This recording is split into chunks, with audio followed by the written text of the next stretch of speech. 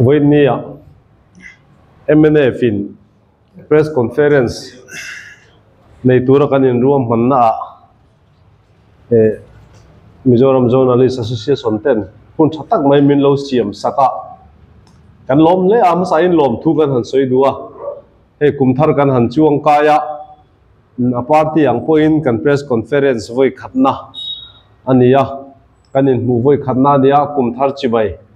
MNF General Headquarters mingin kan buk du bok chewa kumin kumkal chho turate hun lo lom zel turate kan ram siam thaturin tho ho na chatak nei zel turin kan som chewa kan ngen bok chewa ni voinia aron kal zong song ta tan thingpui le a me te kan bu sai ve a kan ti zo na te du duin kan zo huna thingpui te minin sak vek turin kan ngen ngal bok chewa ni voinia press conference kan nei tur a hian hei heti zong hi kan on thu khoma introduction han pe ma sai la a thau me kan headquarters sa kan general secretary Puvial Cross ne zowa aban min lo phar sak sela ani hi media and publicity changtu ania pu lalom puya pu opia ani hi kan village council changtu GS ania pu pi biak sanga kan joint secretary ani hi vigilance changtu ania chon ke hi David Arnold som tuanga legal board secretary le general secretary vigilance department le champhai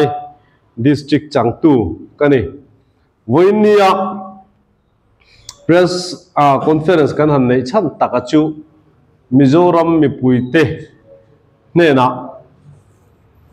Mizo mi pui du thanna rap beta mi pui chela thasiat na thiang taka kan siam village council le local council te pong suala anthu nei na chu saktu ZPM no turin Mizo mi pui te kan som dua voinia chanchin bumi te kal tangin chu som na chu kanon siam don ani kan siat theu angin ZPM sarkar in Mizoram mi puiro rel na bul thut village council le local council da chuwa kuta thak dan te party dang VC le local council ani wangota VC then khat a thiat a dissolve then khat a suspend boka chu high court in anhol chhomol mol ti kan siat atang hian ZPM sarkarin lalna le thunei na andu huam zia anem het kan tia hei kan thiat angin tuna VC ding lai hi VC zanga somnga pariat ania VC zanga somnga pariat hi sang ni somni August tha a kan than te khan nia chung jinga zathum somni pali chu MNF ania somruk pakwa chu congress ania ZPM in somthum pariat an la a local council ding lai hi somnga le pakwa ania somnga hi MNF ania congress in pali an la a ZPM in pakhat an la ni hi August sang ni somni ami ang khan ania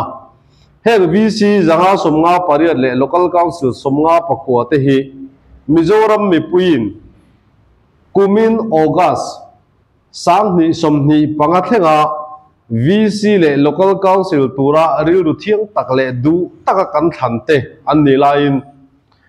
an mani ZPM party an ni lo wangri ngota an nam thute an rap sual nok tele an thu nei na kumchan ve chuang lai mai an ne churi ngot te hi leilunga mishing te dikna chanvo in chu sakna sual lian tak ania wangle democracy rama la thengai reng lo ania wangin sualian taka kan ngaya mi puitan pon ahim lo kan tia ni som pani tarle VC le local council in thanna nei tura hian hetiang taka mi puite du thanna rap sual tu rabbet tu ZPM party hi thau thavek turin Mizo mi pui jong song te kan ngen masaduni ZPM party sarkar na anlak tira tangin diglo tak le it signal ru khatak nen ro wan rel hala an ma ni in hai vurin bulan tana ti velo tura anin soitela chu adu lei lei an nia mi pui sum bom pui mi MLF fan le ham than na anlak zo sai te chu arab thak e ma wanga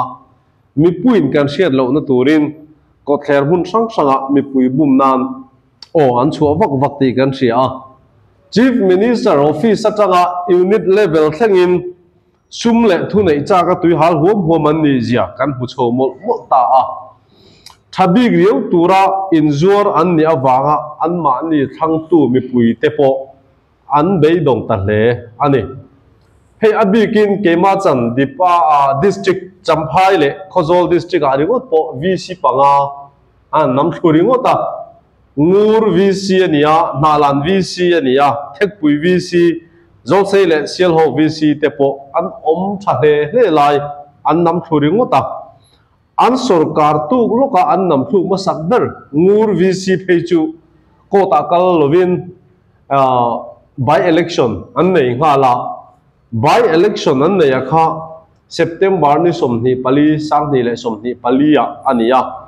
khata khan tisual nei lo an party an ni lo wang re ta an nam thu kan ni wang khan by election a makde umain mi puin opposition ni to MNF kha an khoi na an lan tira ne na sang takin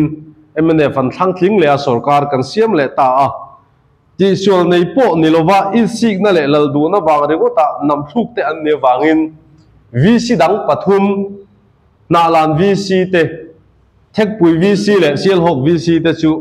high court a anzual ko ta a digna tiang bangin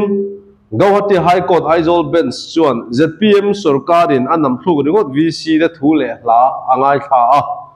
sarkarin a dissolve chan te anam thluk chan zong zong in soi thiam na te po uluk takin angai tha boka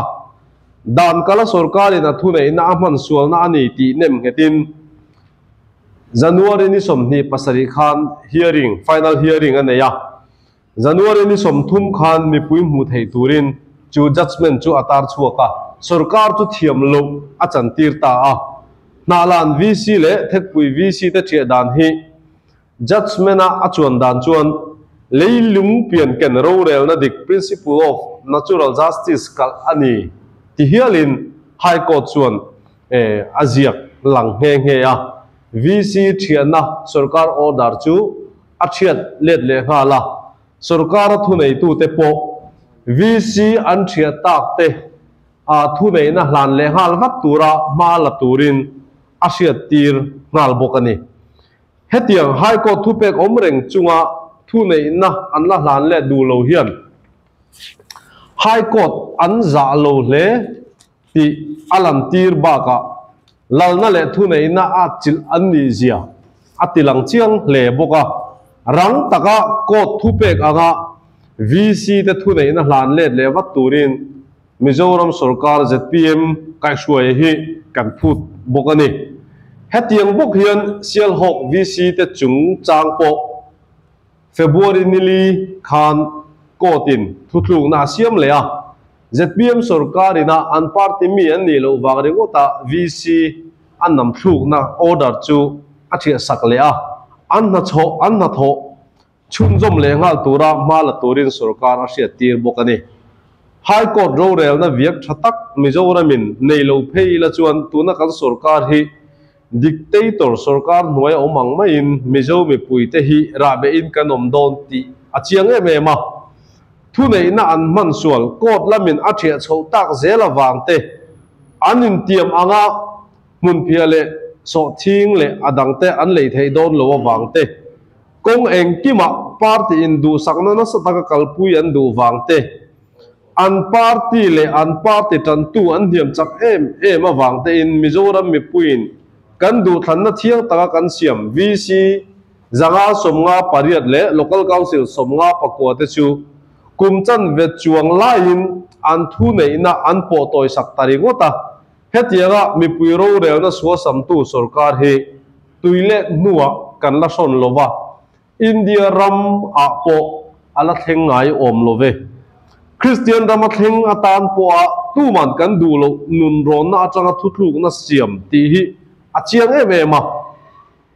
hetianga mi puiro rel na thiat buan tu ZPM hi a theina zon a pai thave zel turin Mizoram mi puite MNF chuan kan so mani Mizoram VC member sang ni zali chuang le local council member zathum somruk chuang ta tam kum chan ve chuang lai mai chu sak hi engti kong ma soi mam thei ani lova khove la thleng ngai lo thutluk na nun rong tak ani wangin VC Association President chuan tuna High Court a king meka January ni som thum khan final hearing po anei to a court thutluk na meka ni la hian Sarkar chuan village council in thang turin local council nen ma ala chho mop pa VC thia tak te thia chan nen thutluk tuna village council an thia mek panga an thia chan le tuna VC thu nei na tharuk chuang lai mai an po toi chan hi chan in ang a spirit in ang ni in kemi chuan kan thria a spirit chu an party an ni lo wangte thu nei na an du wang ringota he VC tam hi pot toi ni in kan thria ni VC le local council in than hunata na tun hun an ruat te hi hun lo kan ti me ma zirlai no pangte exam hun pum khat chung an zir zong song ara an seng hun pum top exam kan ti ang thin hun ania chung tin te kan buai em hun lai taka VC le local council in than hun an han ruat thlat te hi mak kan ti me ma zirna ngai sak mia lo sum le thu nei na chau achil sarkar dik tak nin ZPM sarkar hi kan hmuani heti mek lai hian nimina khan Food Civil Supply and Consumer Affairs Directorate order khau deuh mai a chua le a in lom hu to em kan thelova chu order a chuan chung tin ration card nei zong zong ten EKYC antile vector ania chu EKYC ti hun chung po tun kha February ni som ni pariat ma zo vectorin min tia chu ta zo man lo EKYC ti lo zong zong ta chu ration card ta changin an ming delete vectorin chu order a chuan le a in zia ka ni chu order a EKYC anti dan tur chu ration card ta ming chuang zong zong te retailer an kal ve kanga chu ta chuan kan ration card number kan ziak lu tanga kan Aadhaar card kan ziak lu le ve kanga fingerprint kha amal te in ration card ta ming chuang zong zong now sen thlengin kan nem vek tur ani